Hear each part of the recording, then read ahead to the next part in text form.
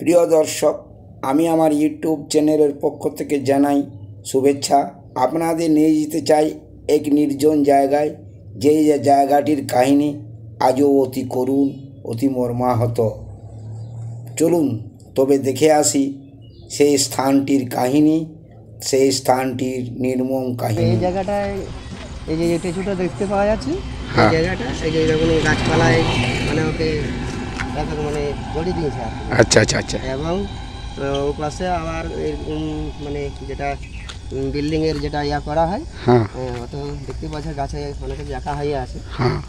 তা মোটামুটি কিছুটা এইটা অন্তর বাকি দিকটা আদিবাসীদের জায়গা দেখেছি, ওরা মাপঝোপ করতে, বাকি এই ফন্ডের মধ্যেই আছে। আচ্ছা আচ্ছা আচ্ছা আচ্ছা, এটা নীলকুঠির বলে পরিচিত। এটা নীলকুঠি বলে পরিচিত। আমরা যতদিনে জ্ঞান হয়েছে ততদিনে আমরা জানি যে এটা নীলকুঠি জায়গা, বা বয়স্ক লোকরা বলতো যে এরকম ইংরেজি আমলের এরা এখানে এসে নীল চাষ করতো নাকি।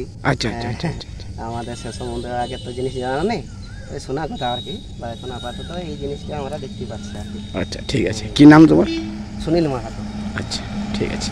আর এই স্থানটি নীলকুঠির নামে পরিচিত। বর্বর ইংরেজদের অত্যাচারে কাহিনী প্রতিটি মানুষের কাছে যেন লেখা আছে, হৃদয়ে লেখা আছে।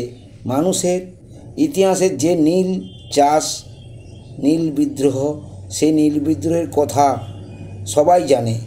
বর্তমানে 2025 সালে এসে নীলকুঠিরের নিদর্শন আমি আপনাদের দেখালাম।